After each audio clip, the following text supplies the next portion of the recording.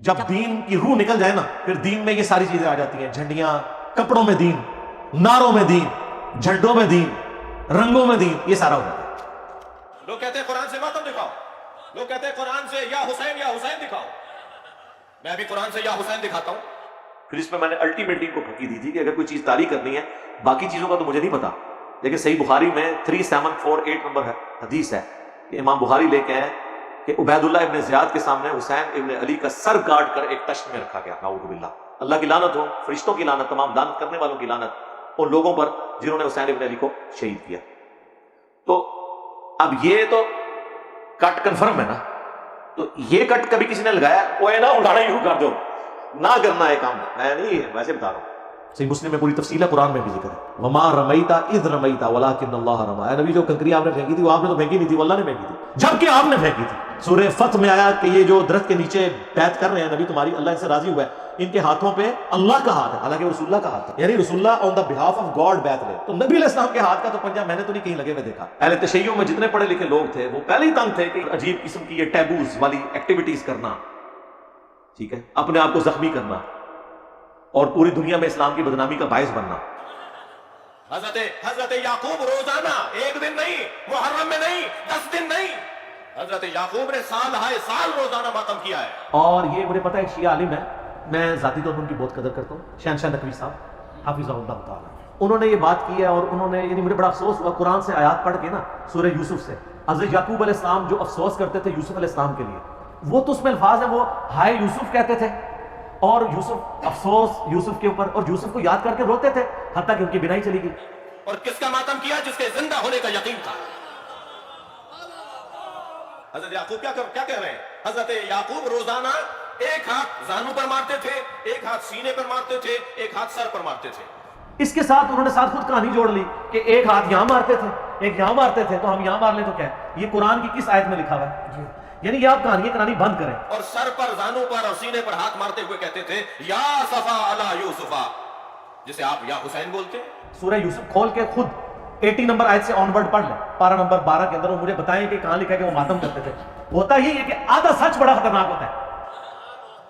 قرآن کی آیت سنا رہا ہوں نا میں آپ کو۔ اور نہ صرف زانو پر، سینے پر اور سر پہ ہاتھ مارتے تھے حضرت یوسف، حضرت یعقوب، بلکہ وَبِيَضَّتْ عَيْنَاهُ، اس کی بات والی آیت، وَبِيَضَّتْ عَيْنَاهُ فَهُوَ قَدِيمٌ۔ آدھا تو سچ ہے، قرآن و سنت میں تو آپ تعریف نہ کریں، توحید کا جنازہ تو نہ نکالیں، اپنی طرف سے تو چیزیں بیان نہ کریں۔ اور اتنا روتے تھے ماتم کرتے ہوئے کہ رو رو کے حضرت یعقوب کی آنکھیں سفید ہو گئیں۔ اللہ کے بندوں، تم جا کے اپنے خود گھر کی خبر لو، مفتی اعظم ایران خامنائی صاحب نے فتویٰ دیا ہے کہ یہ چھریاں مارنا، اپنے آپ کو زخمی کرنا، یہ حرام ہے۔ اب اور کیا میں آپ کو لا کے فتویٰ دوں؟ اور یہ تو زندہ اماموں کی تقلید کرتے ہیں، اپنے مرجے کو مانتے ہیں، تو آپ ان کی بات مانیں۔ اب یہاں رو رہے ہیں، ماتم کر رہے ہیں، سینے پہ ہاتھ مار رہے ہیں حضرت یعقوب، قرآن کہہ رہا ہے کہ یہ سب سے زیادہ برداشت رکھتے تھے۔ اور ایک آگے معاملہ شروع ہو جاتا ہے، اور وہ اس واقعے سے جو سہارا لیتے ہیں، قرآن کھول کے خود پڑھ لیں، کوئی ماتم نہیں اس کے اندر لکھا ہوا، خام خواہ نکالتا ہے۔ یہ محرم کے مہینے کے اندر جو ایکٹیویٹیز خالی شیعہ کی طرف سے ہو رہی ہیں، آگ کے اوپر ماتم کر رہے ہیں، ان سے آپ جا کے اگلے عام پوچھیں، وہ کہیں گے کہ بالکل اگر حضرت حسین کے لاشے کو تپتے ہوئے ریگستان پہ لٹایا گیا اور اس کا ٹیمپریچر کوئلے کی طرح تھا تو ہم اسی سنت پر عمل کرتے ہیں۔ آپ اپنے آپ کو چھریاں مارتے ہیں، آپ کوئلوں کے اوپر ماتم کرتے ہیں، اب آپ نے مٹکے توڑنے شروع کر دیے، تو باقی بھی جتنی چیزیں یہ بدعت ہیں، ان کا دین سے کوئی تعلق نہیں۔ تو میں نے کہا تھا سر جان کی مان پائیں تو ہم بھی عرض کریں کہ جب آپ اپنے آپ کو چھریاں مارتے ہیں، بجائے کسی یزیدی کو پکڑ کے چھری مارنے کے، وہ بھی نہ مارے، اسے علمی چھریاں مارے جو ہم نے ماری ہیں، ہاں وہ کر لو گل جو جواب، ہاں ان کو پھر عقلاً یہ بات کریں گے نا کہ میرے بھائی یہ آپ کی عقیدت اپنی جگہ، لیکن کیا حضرت حسین علیہ السلام کی یہ تعلیمات ہے کہ ان کے ساتھ تو ظلم ہوا تھا، آپ اپنے خود کی چیز طاری کر رہے ہیں، اپنے علماء آپ کو کہہ رہے ہیں کہ یہ کیا حرکتیں کر رہے ہیں،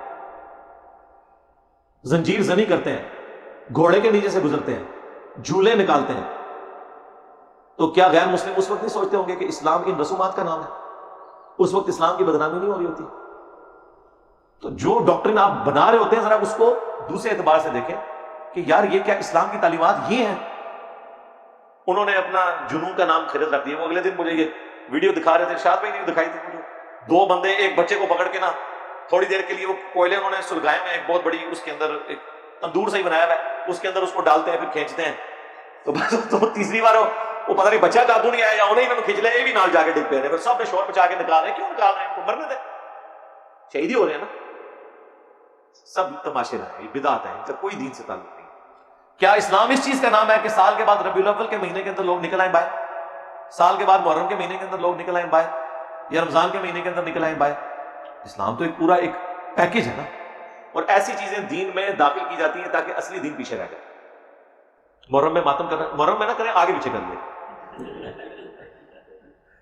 ماتم تو ہی غلط ہے, اس کا اسلام سے کوئی تعلق ہی نہیں. میری اس پہ کئی ایک ویڈیوز ریکارڈ, ماتم, جھولے, کولوں پر ماتم, گھوڑے کے نیچے گزرنا, یہ سب بدعت ہے, اسلام سے اس کا کوئی تعلق نہیں.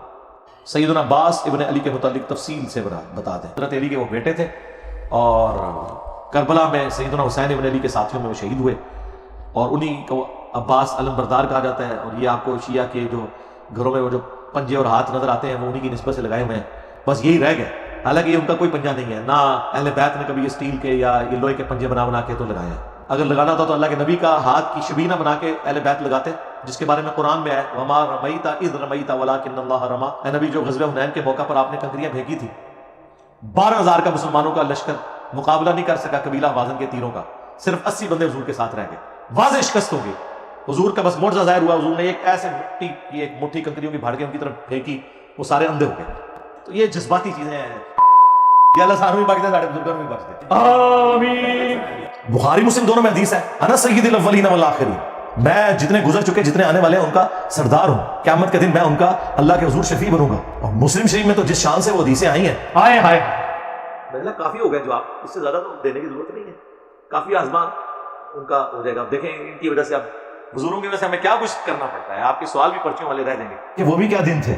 ہاں, ہم بھی ایک جن تھے, آج ہم دیو ہیں, جنوں کے بھی پیو ہیں. ہاں, تو سیدھی طرح کو تھوڑے بزرگ پاگل سن, اے نہ کیوں رکھے جے کلندر, مجنون,